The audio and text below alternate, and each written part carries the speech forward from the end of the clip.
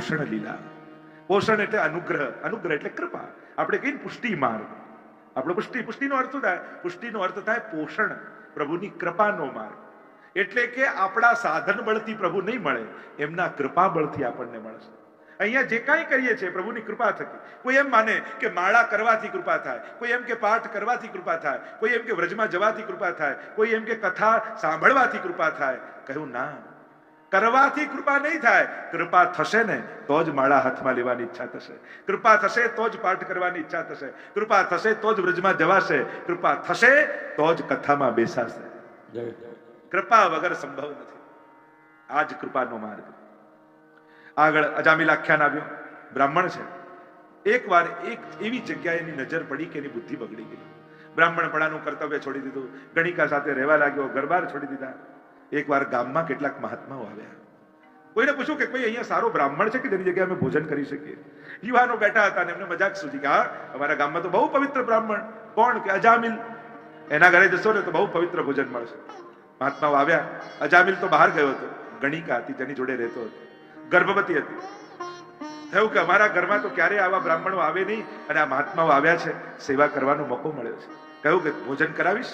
કહ્યું કે ઠીક છે, આપ કૃપા કરીને કરો તો જરૂર કરાવીશ. ભોજન સિદ્ધ કર્યું છે, ભોજન માટેની તૈયારીઓ કરી છે, બ્રાહ્મણોને ખૂબ પ્રેમથી જમાડ્યા છે. મહાત્માઓને થયું કે આના ઘરનું અન્ન લીધું છે તો આના પર કૃપા કરવી જોઈએ. થયું કે એમ તો આ ભગવાનનું નામ નહીં લે, પણ એક યુક્તિ કરી. કહ્યું કે અમે ભોજન કર્યું તો અમને દક્ષિણા આપ.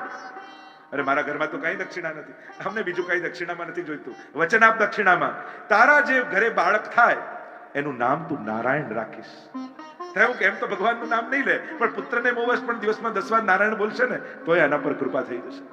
અને હવે તો બાળક થયું, નામ રાખ્યું નારાયણ. અજામિલને એટલું બધું વાલું છે, નારાયણ અહીંયા આવ, નારાયણ આ કર, નારાયણ આ લાવ. આખો દિવસ નારાયણ નારાયણ નારાયણ ચાલ્યા. 88 વર્ષનો થયો અજામિલ. યમદૂતો લેવા માટે આવ્યા. ગભરાયો યમદૂતોને જોઈને, પુકાર કર્યો નારાયણ. બાળકે તો ન સાંભળ્યું, પણ પરમ પિતાએ સાંભળ્યું. ભગવાને પાર્ષદો મોકલ્યા છે. અહીંયા યમદૂતો ને પાર્ષદોની વચ્ચે સંવાદ થયો છે. યમદૂતો કયા તો પાપી છે, બ્રાહ્મણ હોવા છતાં બ્રાહ્મણનું કર્તવ્ય કર્યું નથી, આને તો અમે યમલોક લઈ જઈશું.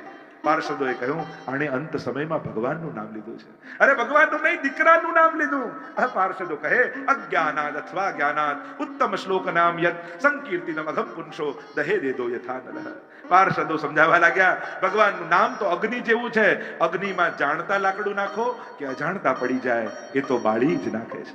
એમ ભગવાનનું નામ પણ જાણતા લો કે અજાણતા લેવાઈ જાય એ તો સમસ્ત પાપોને બાળી નાખનારા છે. ભાય કુભાય અનક આલસહુ. કોઈ પણ રીતે લેવાયેલું ભગવદ નામ ક્યારે પણ નકામું જતું નથી. આગળ નારદજીના શ્રાપની કથા આવી. દક્ષ પ્રજાપતિ 60 કન્યાઓના વંશનું વર્ણન આવ્યું. ઇન્દ્ર દ્વારા અપમાન થયું ગુરુનું, અને બૃહસ્પતિએ ગુરુપદ ત્યાગ્યું અને વિશ્વરૂપને ગુરુ બનાવ્યા. વિશ્વરૂપે નારાયણ કવચની વિદ્યા આપી. 3 મુખ હતા, 1 મુખ અસુરકુળની માં હતી, એટલે થોડો યજ્ઞનો ભાગ અસુરોને આપી દેતા. ઇન્દ્રને ખબર પડીને શિરચ્છેદ કરી નાખ્યો, બ્રહ્મ હત્યા લાવી. ત્વષ્ટા એને આવ્યો ક્રોધ કે મારા પુત્રને માર્યો છે ઇન્દ્રએ, હું યજ્ઞ કરીને એમાંથી પુત્ર પ્રગટ કરીશ, ઇન્દ્રને મારે એવો પુત્ર પ્રગટ કરીશ. યજ્ઞ કર્યો, યજ્ઞના મંત્રોમાં ભૂલ પડી, ઇન્દ્રને મારેની જગ્યાએ ઇન્દ્રથી મરે એવો વૃત્રાસુર પ્રગટ થયો. વિકરાળ છે, વિશાળ છે, પણ ભગવાનનો ભક્ત છે. અદ્ભુત છે વૃત્રાસુર. અસુર હોવા છતાં કેવી ભક્તિ એને કરી છે, કેવો ભાવ એના હૃદયમાં છે. યુદ્ધ કરવા માટે ઇન્દ્ર આવ્યો. જો દધીચી અહીંયા જ આગળ છે ને, દધીચી મુનિએ અસ્થિના દાન કર્યા છે. વજ્ર તૈયાર કર્યું, ભગવાને પોતાનું તેજ પધરાવ્યું. એરાવત પર તૈયાર હાથી પર ચડી ઇન્દ્ર મારવા માટે આવી રહ્યો છે, અને વજ્રમાં વૃત્રાસુરને ભગવાનના દર્શન થયા. હું આપનો દાસનો દાસ બનો એવી પ્રભુ કૃપા કરજો. ધર્મ અર્થ કામ મોક્ષ ચારીની સુંદર ચર્ચા છે. આગળ વૃત્રાસુરના આખ્યાન વર્ણન કર્યું છે. ચિત્રકેતુનું આખ્યાન કહ્યું છે. અદિતિ ને દિતિના સંતાનોની ઉત્પત્તિ, મરુદગણોની ઉત્પત્તિ, પંચમન વિધિનું વર્ણન આવ્યું. 6મ સ્કંદને વિરામ કરીએ. બોલો ગોવર્ધન માતની જય. 7મ સ્કંદ ઉતિ લીલા. ઉતિવત કર્મ વાસના. 3 પ્રકારની વાસનાઓની ચર્ચા છે. સદવાસના દેવતાઓની, અસદવાસના અસુરોની, અને મિશ્ર વાસના મનુષ્યની. પ્રશ્ન કર્યો ભગવાન પક્ષપાતી છે કેમ? આ દેવતાઓનો પક્ષ લે, અસુરોને મારે તો પક્ષપાત ન કહેવાય? અને ભગવાન પક્ષપાતી હોઈ શકે? કે આવો જ પ્રશ્ન રાજસુ યજ્ઞ સમયે યુધિષ્ઠિરે કર્યો હતો અને એના ઉત્તરમાં પ્રહલાદજીનું આખ્યાન સંભળાવ્યું. હાથમાં ઘાવ પડ્યો હોય અને એમાં ઝેર ફેલાઈ જાય, ડોક્ટર એમ કે આંગળી કાપવી પડશે, તો આંગળી કાપવી કોઈ દ્વેષ થોડી છે. શરીરને સ્વસ્થ રાખવા માટે આંગળી કાપવી એ શરીરના સ્વાસ્થ્ય માટે છે. એમ અસુરોને મારવું પણ શેના માટે છે? ધર્મ સંસ્થાપનાર્થાય સંભવામિ યુગે યુગે. હું તો ધર્મની સ્થાપના, એ જ મારી પ્રતિજ્ઞા છે. હિરણ્યકશ્યપુને આવ્યો ક્રોધ, મારા ભાઈને માર્યો, છોડીશ ને વિષ્ણુને. તપ કરવા ગયો, બ્રહ્માજી પ્રસન્ન થયા, માંગ. કહ્યું દિવસે ન મરું, રાત્રે ન મરું, ઘરે ન મરું, બહાર ન મરું, અસ્ત્રથી ન મરું, શસ્ત્રથી ન મરું, મનુષ્યથી ન મરું, પશુથી ન મરું, દિવસે ઘરની બહાર અસ્ત્ર શસ્ત્ર, આ 12 મહિનામાં ન મરું, લાંબુ લિસ્ટ આપ્યું. બ્રહ્માજીએ કહ્યું તથાસ્તુ. અને હવે તો વરદાન મળી ગયું, અને મળી ગયું એટલે હવે કહ્યું કે રાજા જ ઈશ્વર છે. પૂજન કરવું હોય, સેવા કરવી હોય, ભક્તિ કરવી હોય તો રાજાની કરો. અને જ્યાં આમ કહ્યું, હવે તો મદ આવ્યો કે હું તો અમર થઈ ગયો છું, મને કોણ મારનારો? પણ ભગવાન તો ભક્તોની રક્ષા માટે રસ્તા શોધી જ લે છે. હિરણ્યકશ્યપુને થયું કે હવે તો હું અમર થઈ ગયો, મને મારનારો કોઈ નથી, રાજા જ ભગવાન છે, એવી ઘોષણા કરાવી. જ્યારે તપ કરવા ગયા ત્યાં કયાધુ એમની પત્ની ગર્ભવતી હતા. નારદજીનો સત્સંગ થયો અને સત્સંગના પ્રભાવથી જન્મેલું બાળક ભક્ત બન્યું. ભણાવવા માટે અસુરોને, શુક્રાચાર્યના શિષ્યોને બોલાવ્યા. અસુર નીતિ ભણાવીને જાય ત્યારે બધા બાળકોને ભેગા કરીને પ્રભુના નામનું કીર્તન કરે. એકવાર હિરણ્યકશ્યપુએ બોલાવ્યા અને કહ્યું, બતાવ પ્રહલાદ, તું ભણ્યો એમાંથી બધું શ્રેષ્ઠતમ શું ભણ્યું? તો કહ્યું, પિતાજી, પ્રભુની 9 પ્રકારની ભક્તિ હોય છે. શ્રવણમ કીર્તનમ વિષ્ણુહો, સ્વર્ણમ પાદ સેવનમ, અર્ચનમ વંદનમ, દાસ્યમ સખ્યમ આત્મનિવેદનમ. અરે આ બધું ક્યાંથી શીખીને આવ્યો ભક્તિ? આજ પછી નામ ન લેતો ભગવાનનું. આને અસુર નીતિ ભણાવો. પણ જ્યાં ભગવાનના ભક્તિનું બીજ જેના હૃદયમાં હોય એને કોણ ભગવાન ભૂલાવી શકે? જ્યાં બાળકો ભણીને જાય, બધાને ભેગા કરી અને પ્રભુના નામનું કીર્તન કરે છે. પિતાને સમાચાર હિરણ્યકશ્યપુને મળ્યા, કહ્યું, તને મારી નાખીશ જો ભગવાનનું નામ નહીં છોડે તો. પિતાજી, જન્મ આપનારો અને મારનારો તો ભગવાન છે, તમે કાંઈ કરવા સમર્થ નથી. બહુ જ કોશિશ કરી, પર્વત પરથી ફેંકાવ્યા, વિષવાળા ભોજન ખવડાવવાની કોશિશ કરી, હાથીના નીચે દબાવવાની કોશિશ કરી, પણ જેને ભગવાન બચાવનારો હોય ને કોણ મારી શકવાનું? એકવાર પ્રહલાદને બોલાવ્યો સભામાં. હિરણ્યકશ્યપુએ કહ્યું, પ્રહલાદ, ક્યાં છે તારો ઈશ્વર? પિતાજી, પ્રશ્ન જ ખોટો છે, એ તો ક્યાં નથી. અચ્છા, બધે જ છે? હા, આ થાંભલામાં છે? હા પિતાજી, જે બધે છે થાંભલામાં પણ છે. તો જા ભેટ જઈને મારે જોવો છે તારા ઈશ્વર. અને પ્રહલાદજી તો પ્રસન્ન થઈ ગયા, પ્રભુ કૃપા કરજો, મારા પિતાને પહેલી વાર આપના દર્શનની ઈચ્છા જાગી છે. હવે એને નિરાશ ન કરતા. અને ગડગડ ગડગડ દુંદુભીઓના નાદ ગુંજવા લાગ્યા આકાશમાં. દેવતાઓ વિવિધ વાદ્યો વગાડવા લાગ્યા છે. ડગલાઓ ભરતા પ્રહલાદજી આગળ વધી રહ્યા છે. અને જ્યાં થાંભલામાંથી ગુર્રાટીઓના સ્વર સંભળાવા લાગ્યા છે, જ્યાં બાત બીડવા જાય થાંભલાને, એટલામાં આવી રહ્યો છે ગદાનો પ્રહાર કરવા માટે હિરણ્યકશ્યપુ તૈયાર છે. અને કડાક દઈને સ્વર થયો, બોલો નરસિંહ ભગવાન કી જય. ચારે બાજુ જય ઘોષ થવા લાગ્યા. જ્યાં નરસિંહ ભગવાન પ્રગટ થયા, જાણે આંખ નથી, એકતારાઓ છે, કેસવાળીઓ ઉડી રહી છે. ભક્તને શ્રમ પડ્યો, એનો ક્રોધ ભગવાનમાં છે. તે મને પરિશ્રમ આપ્યો હોત તો વાંધો નતો, મારા ભક્તને પ્રતાડિત કર્યો છે. ત્યાં હિરણ્ય ભગવાન નરસિંહને જોયા, હિરણ્યકશ્યપુએ ઉઠાવી ગદા મારવા જાય, ભગવાને ગોદમાં ઉઠાવી લીધો. ગોદમાં લઈને પરમાત્મા આવ્યા ઉંબરા પાસે, પલાઠી કળીને હિરણ્યકશ્યપુને ગોદમાં લીધો. જો હિરણ્યકશ્યપુ, ઘરની બહાર નહીં, અંદર નહીં, ઉંબરે છું. દિવસ નથી, રાત નથી, સંધ્યાકાળનો સમય છે. મારા નખને જો, અસ્ત્ર નથી, શસ્ત્ર નથી. મારી સામે જો, નર નથી, પશુ નથી. અત્યારે 12 મહિનામાં 1 મહિનો નહીં, અધિક માસ ચાલી રહ્યો છે. આમ કરીને નખને પેટમાં ઘુસાડી ચીરી. દેવતાઓ થર કાપી રહ્યા છે. પ્રભુનું આવું ક્રોધાગ્નિ સ્વરૂપ, કેવા ક્રોધમાં પરમાત્મા છે, ક્યાંક સૃષ્ટિનો પ્રલય નથી. લક્ષ્મીજીને વિનંતી કરી કે આપ શાંત કરો. લક્ષ્મી તો રૂપ જોઈને જ ભાગી ગયા. બધાને થયું જેના માટે પ્રગટ્યા એ પ્રહલાદને કહીએ. પ્રહલાદ પાસે પ્રભુ આવ્યા. પ્રહલાદને દેવતાઓએ કહ્યું, અને નિર્ભય બની પ્રહલાદ પ્રભુની નિકટ આવી હાથ જોડીને ઉભો છે. અને નાનકડા પ્રહલાદને જોઈ ભગવાન નરસિંહની આંખમાં આંસુ આવી ગયા. એને ઉપાડ્યો ભગવાને, એને ખોળામાં બેસાડ્યો. અને ભાગવત એમ લખે છે કે ગાય પોતાના વાછરડાને જીભથી ચાટતી હોય એમ ભગવાન નરસિંહ પોતાની જીવવાથી પ્રહલાદને ચાટી રહ્યા.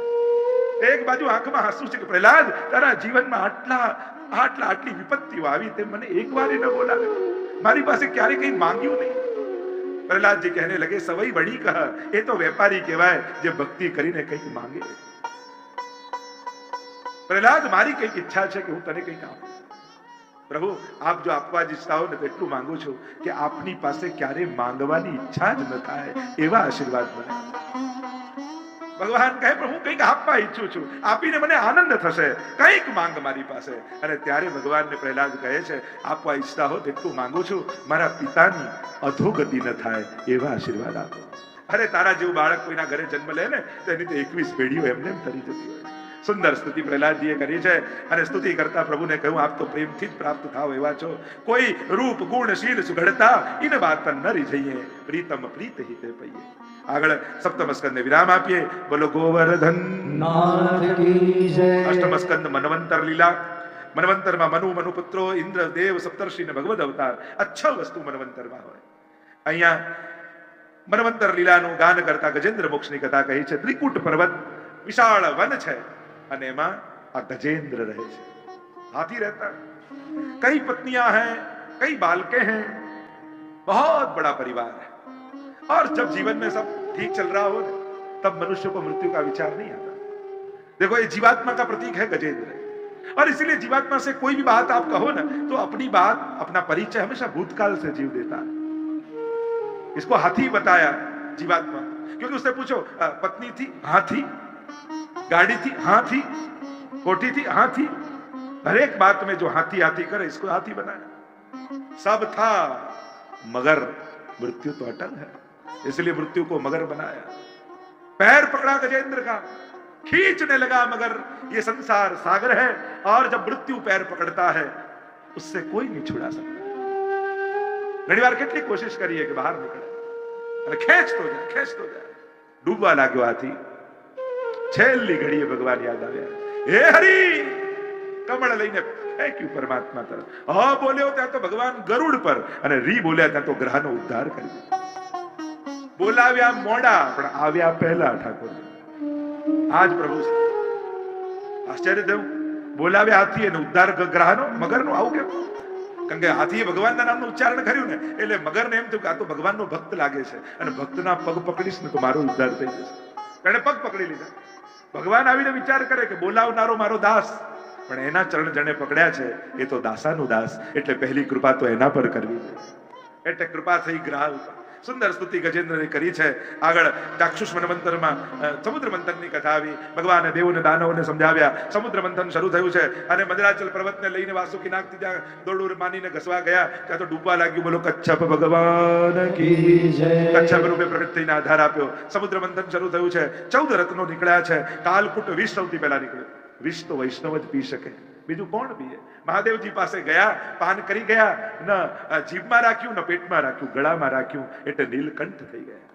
આગળ કામધેનુ ઋષિઓ લઈ ગયા, ઉચ્ચશ્રવા ઘોડો બલિરાજા લઈ ગયા, એરાવત આદિ ઇન્દ્રએ રાખ્યો, કૌસ્તુભ મણિ પ્રભુએ ધારણ કર્યો, કલ્પવૃક્ષ સ્વર્ગમાં ગયું, વારુણી અસુરો લઈ ગયા અને લક્ષ્મીજી પ્રગટ થયા. બોલો લક્ષ્મી નારાયણ ભગવાન કી જય. અને એટલામાં અમૃતનો કળશ લઈ બોલો ધન્વંતરી ભગવાન કી જય. અને અસુરો તો અમૃત લેવા માટે દોડ્યા, એટલામાં બોલો મોહિની ભગવાન. મોહિની રૂપ ધારણ કર્યું ને એવા મોહિત થયા બધા અસુરો અને કહેવા લાગ્યા પરમાત્મા ઉપરનો જોડ દેવતાઓને પીવડાવવા દે, રગડો તમને પીવડાવીશ. અને બધા એવા મોહિત થઈ ગયા કે માની ગયા. અને દેવતાઓને ભગવાન અમૃતનું પાન કરાવે છે. અને રાહુને એમ થયું કે કંઈક ગડબડ છે, એટલે સૂર્ય અને ચંદ્રની વચ્ચે જઈને બેસી ગયો અને જ્યાં અમૃત પી લીધું સુદર્શન છોડ્યું, શિરચ્છેદ કર્યું અને રાહુ અને કેતુ બે બન્યા. આગળ અન્ય કથાઓનું વર્ણન આવ્યું. દેવતાઓ બધા અસુરોને માર્યા છે. મર્યા અને સંજીવની વિદ્યાથી અસુરોને શુક્રાચાર્ય ફરી જીવિત કરી દીધા અને અસુરો ચડાઈ કરી સ્વર્ગ પર. દેવતાઓ પર્વતોની ગુફામાં જઈને સંતાઈ ગયા. માં દુખી છે. અદિતિએ વિનંતી કરી છે કશ્યપ મુનિને કે મારા પુત્રો દુખી છે, કારણ કે દિતિના પુત્રો દૈત્યો છે અને અદિતિના પુત્રો દેવો છે. એટલે વિનંતી કરી કે કંઈક ઉપાય કરો જેથી મારા પુત્રોનું દુઃખનું નિવારણ થાય. પયોવ્રતની વિધિ બતાવી અને ભાદરવા માસની દ્વાદશીમાં બોલો વામન ભગવાન કી જય.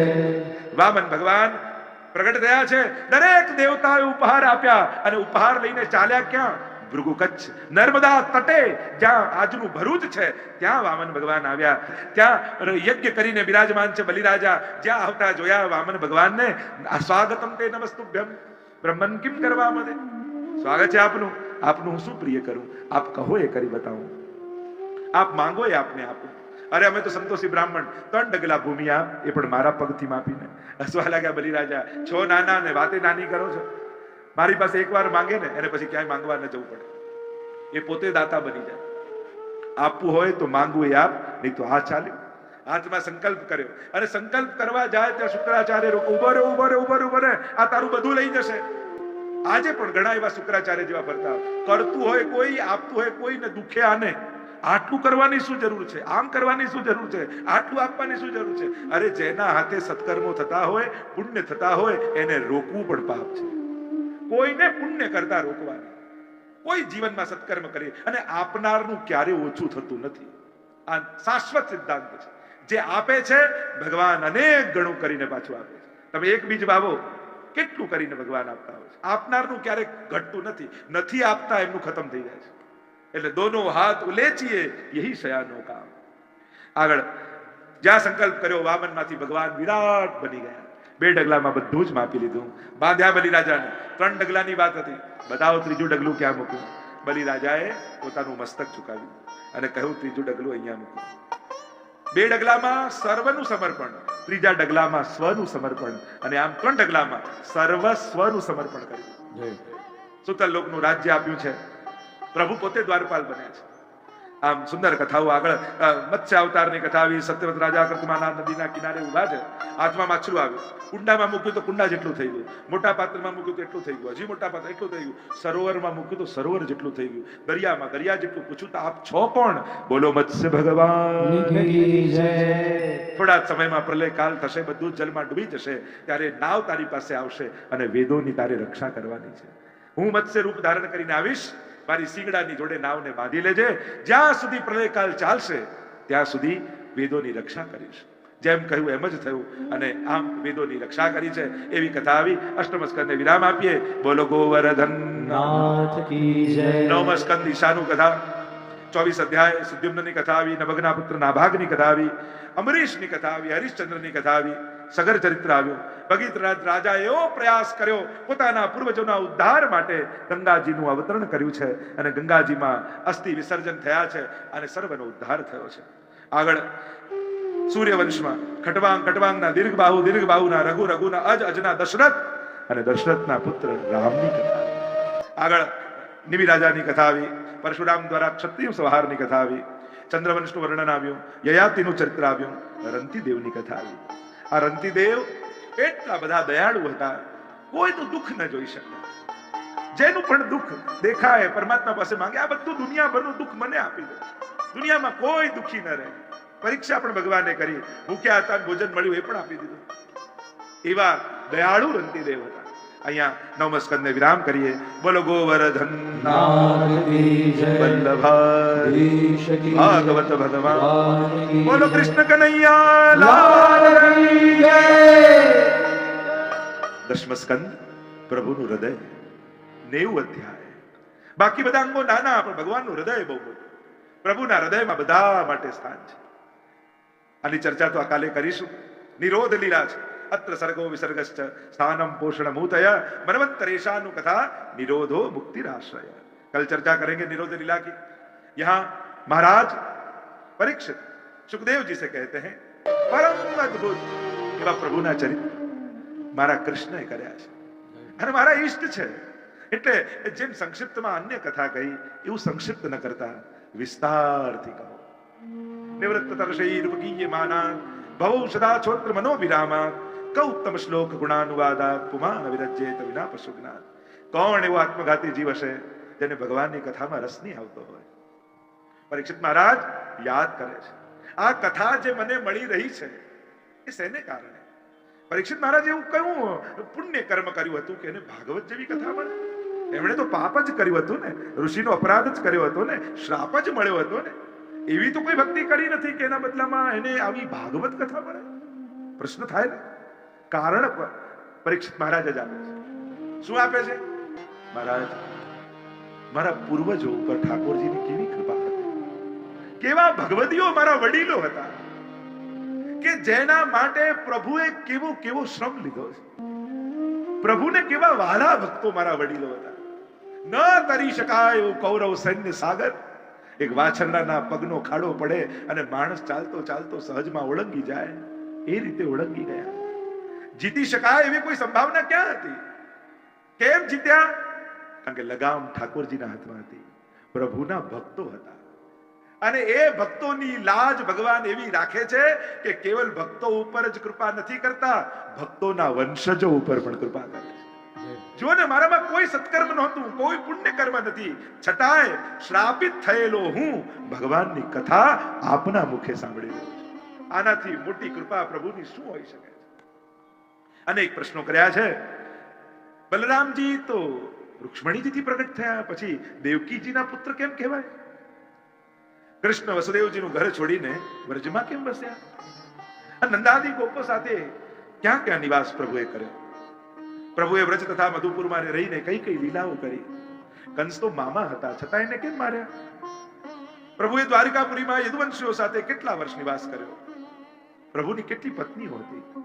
અનેક પ્રશ્નો કર્યા પરીક્ષિત મહારાજે, અને વિનંતી કરી કે ગુરુદેવ, પૂછ્યું છે એનો તો જવાબ આપજો, પણ જે પૂછવાનું રહી ગયું છે ને એ પણ કહેજો. પ્રભુની લીલાઓ તો અનંત છે. સુખદેવજી આગળ કથા કહેતા કહે છે, ભૂમિ ઉપર ભાર વધ્યો છે, ભૂમિ ગાયનું રૂપ ધારણ કરી આવી બ્રહ્માજી પાસે. બ્રહ્માજીને વિનંતી કરે છે, હવે ભાર સહન થતો નથી. બ્રહ્માજી કહે, ચાલ ક્ષીરસાગર પર જઈએ, પ્રભુને પુકાર કરીએ. તત્ર ગત્વા જગન્નાથમ દેવ દેવ વૃષાકપિમ પુરુષમ પુરુષ સુક્તેન ઉપતસ્થે સમાહિતઃ. આવ્યા છે ક્ષીરસાગર પર, પ્રભુને પુકાર કરી રહ્યા છે, પુકાર કર રહે. ધ્યાનમાં આવ્યા પરમાત્મા. કહ્યું, બ્રહ્માજી, દેવોને કહો જુદા જુદા રૂપ ધારણ કરીને બ્રજમાં પહોંચી જાય. થોડા જ સમયમાં બ્રજમાં આવી રહ્યો છે. કોઈ ગાય બન્યું, કોઈ હરણ બન્યું, કોઈ પથ્થર બન્યું, કોઈ તૃણ બન્યું, કોઈ વૃક્ષ બન્યું, અને જુદા જુદા રૂપ ધારણ કરી દેવતાઓ વ્રજમાં પહોંચી. અહીંયા વસુદેવ દેવકીના વિવાહ થઈ રહ્યા છે. બહેનના લગ્ન છે એટલે ઉમળકો છે કંસને. બધી જ તૈયારીઓ કરી છે. અહંકારીને વહીવટ આપો એટલે ગમે, બધું જ હું કરી લઈશ, કાંઈ ચિંતા ન કરતા, બધા એટલે દોડા દોડી કરીને તૈયારીઓ કરી રહ્યો છે. પણ જ્યાં આઘાત થયો અહંકાર પર, બહેનને વળાવવા જાય, એ જ સમયે આકાશવાણી થઈ, મૂર્ખ, તું જેને વળાવવા જઈ રહ્યો છે એનો 8મો ગર્ભ તારો કાળ થવાનો છે. આવ્યો ક્રોધ, લાલ ચોળ આંખો થઈ, ખડગ ખેંચ્યું, કેસથી પકડ્યા દેવકીજીને, જ્યાં મારવા જાય. વસુદેવજી હાથ પકડ્યો. અરે, દેવકીને મારવા જાય છે, નાની બહેનને? નાની બહેન તો દીકરી સમાન કહેવાય. એને મારીશ તો તારી યશ, કીર્તિ, ધન, વૈભવ બધું જતું રહેશે. અને તું મૃત્યુથી ડરે છે? મૃત્યુ જન્મ વતામ વીર દેહેન સહજાયતે. મૃત્યુ તો જન્મની સાથે પેદા થાય છે. મૃત્યુનો સમય, મૃત્યુનું કારણ ને મૃત્યુનું સ્થળ એ તો માણસ જન્મે ને ત્યારે જ નક્કી થઈ જાય. હું તને વચન આપું છું, મારે જે બાળક થશે ને તને આપી દઈશ. છોડી દે આને. છોડી દીધું. મારો ભગવાનનો આવેશ થયો વસુદેવજીમાં, વાત ગળે ઉતરી ગઈ, કંસને છોડી દીધા. કારાગૃહમાં પૂર્યા. 6 બાળક થયા. થયું કે મારો શત્રુ તો 8મો છે. નારદજીને થયું, ઘડો ભરાશે નહીં તો ફૂટશે કેમ? લાવ ઘડો ભરી દો. આવ્યા કંસ પાસે ને કહેવા લાગ્યા, એક ફૂલ લઈને આવ્યા, કહ્યું, આ પાંખડીથી ગમે તો 8મી આ થાય, અહીંયાથી ગણે તો 8મી આ થાય, અહીંયાથી ગણે તો 8મી આ થાય. બધી પહેલી, બધી 8મી. આમાં 8મું કયું ખબર કેમ પડે? આ દેવતાઓને કંઈક ચાલતો નથી ને. કંસને પણ થયું, વાત તો સાચી, ખબર કેમ પડે 8મી કઈ? ગયો ને 6 બાળકોને મારી નાખ્યા. 7માં આવ્યા શેષજી. પ્રભુએ માયાને આજ્ઞા કરી કે આમનું કર્ષણ કરો અને દેવકીજીના ગર્ભમાં પધ્યા, રોહિણીજીના ગર્ભમાં પધરાવો. પ્રભુને પધારવાનો કાળ આવ્યો. 8.5 શ્લોકોમાં 5 તત્વોની શુદ્ધિની વાત કરી છે. આજે પણ જન્માષ્ટમી હોય ત્યારે હવેલીમાં રાત્રિનો સમય થાય ત્યારે 8.5 શ્લોકોને બોલી અને પછી જ કૃષ્ણ જન્મ કરાવવામાં આવતો હોય છે. આ ભાગવતના આ 8.5 શ્લોકોનું ગાન કરવામાં આવે. સુખદેવજી વર્ણન કરતા કહે, ગ્રહો નક્ષત્રો અનુકૂળ સ્થાનમાં ગોઠવાઈ ગયા. કાલ પરમ શોભન, કાળનો એ કાળ પરમાત્મા આવી રહ્યો છે. દિશાઓ દીપ્યમાન થવા લાગી. શાંત પડેલા યજ્ઞ કુંડોમાં અગ્નિ આપોઆપ પ્રજ્વલિત થવા લાગ્યો. મંદ મંદ જલધરા વહેવા લાગી. આકાશમાં દેવતાઓ, ગંધર્વો, કિન્નરો દુંદુભીઓના નાદ વગાડવા લાગ્યા.